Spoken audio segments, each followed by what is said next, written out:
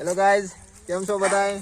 તો અત્યારે રાતના 11 વાગ્યા છે અને અમારે એક ભાઈબંધનો બર્થડે છે તો બધાય પ્રોગ્રામમાં આવ્યા છે. તમે જો અહીંયા કામકાજ શરૂ થઈ ગયું છે બધું. શું કહેવાય, મસાલો મોળવાનું બધું કામકાજ શરૂ થઈ ગયું છે અને હમણાં ભજીયા તળવાનું શરૂ કરી દઈએ. તો હાલો આપણે તે મદદ કરાવવા મળી. તો આપણે હવે ચણાના લોટ આરે મસાલો મિક્સ કરવાનું કામ શરૂ થઈ ગયું છે.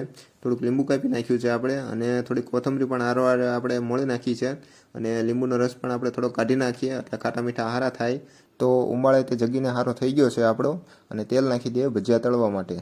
હેલો ગાઈઝ, તો મેં મરસા મળ્યા તો મારા હાથ તીખા થઈ ગયા હતા ને એમાં મારા ભૂલથી મારી આંખી અડાઈ ગયું હતું.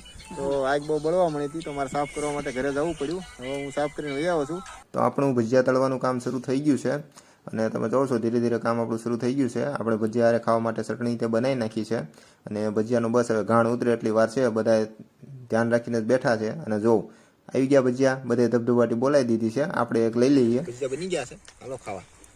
હમણાં ખાવા આવ્યો. હેલો ગાઈઝ, તો આપણો પ્રોગ્રામ બધો પતી ગયો છે અને બધા કેરી કેરીને ઊભા થઈ ગયા છે, પણ વાસણ ધોવાનો વારો અમારો પડ્યો છે.